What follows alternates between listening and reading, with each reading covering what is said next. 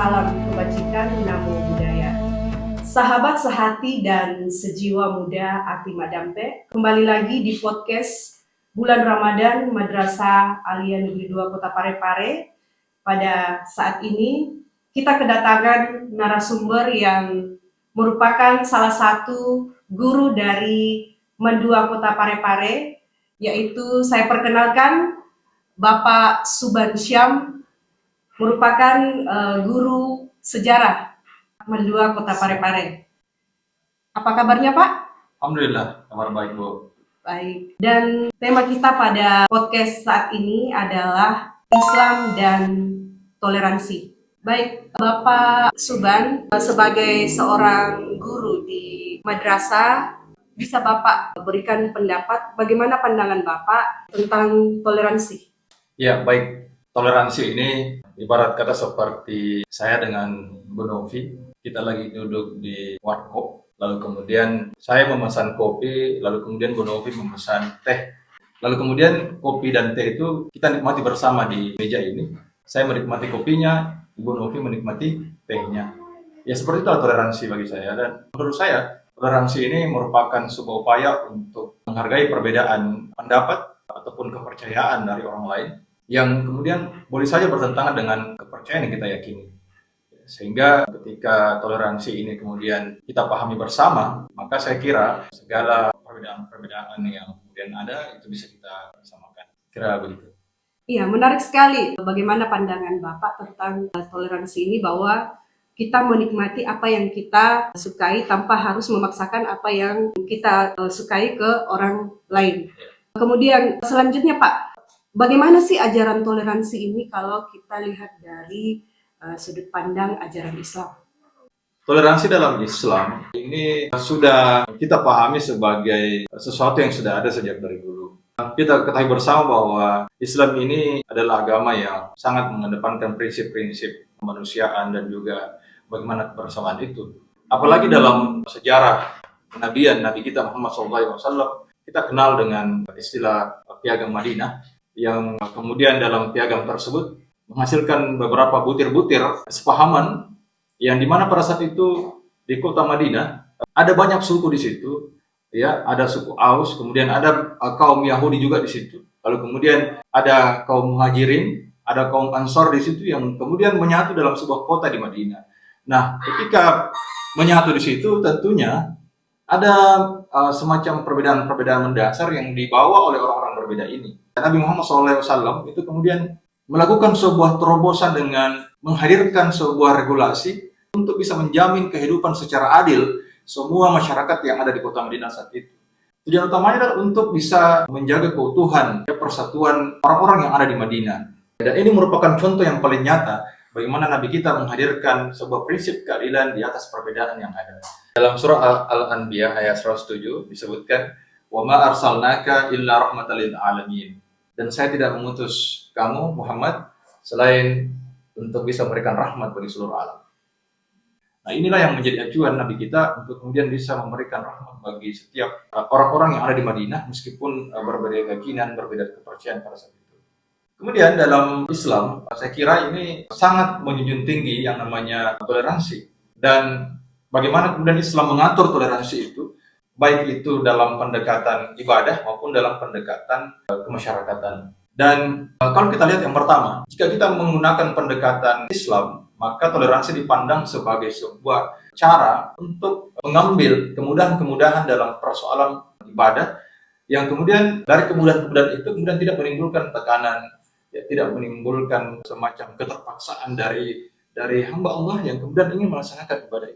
Kemudahan-kemudahan itu tentunya tidak mendegradasi ibadah yang kita lakukan, tapi ini sifatnya memberikan semacam kelonggaran-kelonggaran bagi orang-orang yang mungkin saja misalnya ketika dia lagi misalnya ada uzur, ya, lalu kemudian atau misalnya dalam perjalanan, ya, dia bisa mengqadha salat dan sebagainya.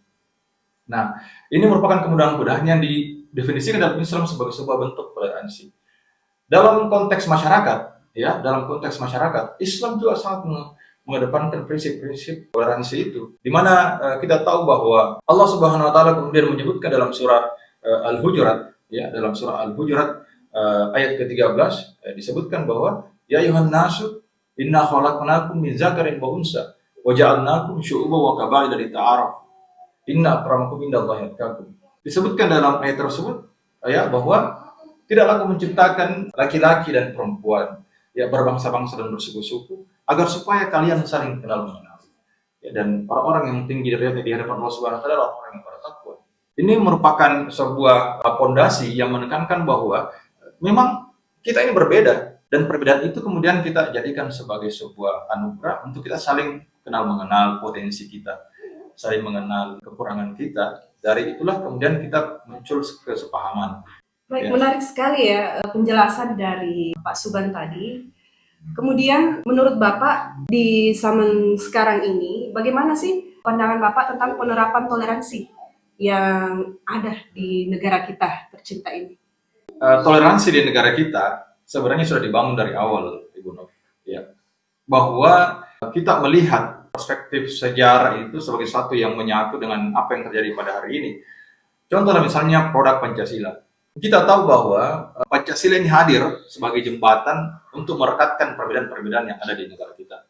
Dan kita tahu, Bu Nov, sebenarnya dalam bunyi rumusan Pancasila yang dirumuskan pada tanggal 22 Juni 1945 itu dalam rapat PPKI, itu menyebutkan di situ pada sila pertama sebenarnya disebutkan bahwa ketuhanan yang Maha Esa dan kewajiban menjalankan syariat Islam bagi pemeluknya. Itu bunyi teks asli Pancasila yang dirumuskan melalui Piagam Jakarta pada tanggal 22 Juni. Ya, ini kenapa hadir? Ya, kenapa lahir ini? Karena ada perbedaan-perbedaan pada rapat sebelumnya, pada rapat BPPKI, yang kemudian tidak menemukan titik tengah, yang dimulai pada rapat pertama dimulai pada tanggal 29 Mei, yang dimulai oleh Ahmad Yamin, lalu kemudian pada tanggal 30 Mei oleh Insinyur Supomo, lalu kemudian pada tanggal 1 Juni oleh Insinyur Soekarno. Tidak menemukan, mereka sebenarnya bertiga ingin merumuskan fondasi negara ini yang berbentuk Pancasila itu, tapi mereka tidak menemukan titik temu. Lalu kemudian kumpulan tokoh-tokoh yang disebut dengan Panitia 9 ini merumuskan Pancasila dengan bunyi teks sila pertama seperti itu tadi. Ketuhanan yang Maha Esa dan kewajiban menjalankan syariat Islam bagi pemeluknya.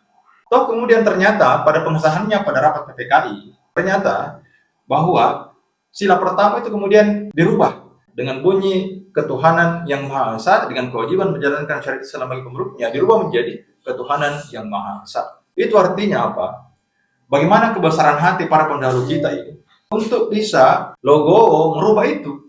Dan ternyata ketika ditanya alasannya kenapa merubah itu, ternyata alasannya sangat fundamental. Para tokoh yang waktu itu yang disponsori oleh misalnya oleh Kasman, dan dalam Panitia 9 itu ada beberapa tokoh di sini sebenarnya. Ada Abi Kusno, kemudian ada Insinyur Soekarno, ada Muhammad Hatta, ya, kemudian ada Mr. Ahmad Subarjo, kemudian ada Kahar Musakkar termasuk, kemudian ada Muhammad Yamin, kemudian ada Mr. Ahmad Subarjo dan seterusnya. Mereka logo kemudian Pancasila itu dirubah menjadi ketuhanan yang Maha Esa. Untuk apa? Saya kira ini adalah untuk bisa memberikan pemahaman kepada kita semua bahwa Indonesia ini adalah negara yang beragam, negara yang dihuni oleh banyak agama, dan kemudian dengan dirubahnya sila pertama itu, ini sudah sangat memberikan ruang bagi semua agama untuk bisa memahami bahwa Pancasila ini adalah milik bersama. Dan inilah dasar dari atau fondasi dari negara kita sampai hari ini.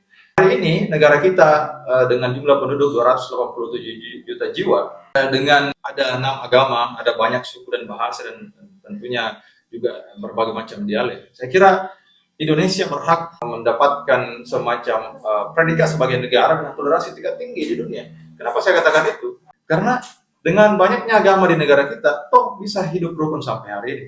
Itu artinya apa? Toleransi di negara kita itu adalah toleransi yang betul-betul sudah terpatri dalam setiap masyarakat di Indonesia. Meskipun dalam perbedaan-perbedaan yang mungkin saja ya bisa saja mencolok, tetapi kemudian hari ini bisa dinetralisir dengan pemahaman mendasar bahwa kita ini sama dengan Pancasila sebagai rumah bersama kita.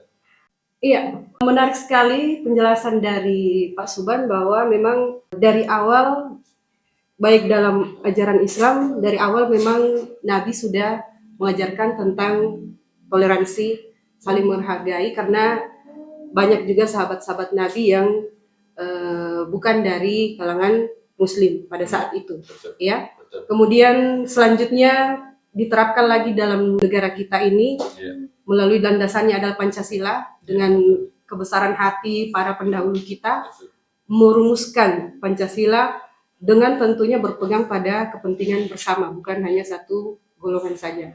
Ya, jadi kurang lebih seperti itu Pak ya, Ya. dalam penerapan toleransi saat ini yang menurut Bapak kita alami Betul. dalam keberagaman kita di Indonesia. Ya.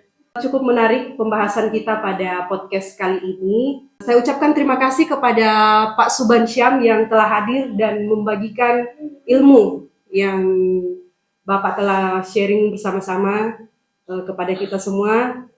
Semoga kita sebagai penonton podcast ini bisa lebih memahami bagaimana Islam memandang toleransi itu sendiri. Baik, tetap nantikan podcast-podcast berikutnya yang tentunya dengan narasumber dan materi-materi yang menarik dalam bulan Ramadan ini. Demikianlah podcast hari ini. Dari hati kami mengabarkan dengan hati-hati. Assalamualaikum warahmatullahi wabarakatuh. Dari hati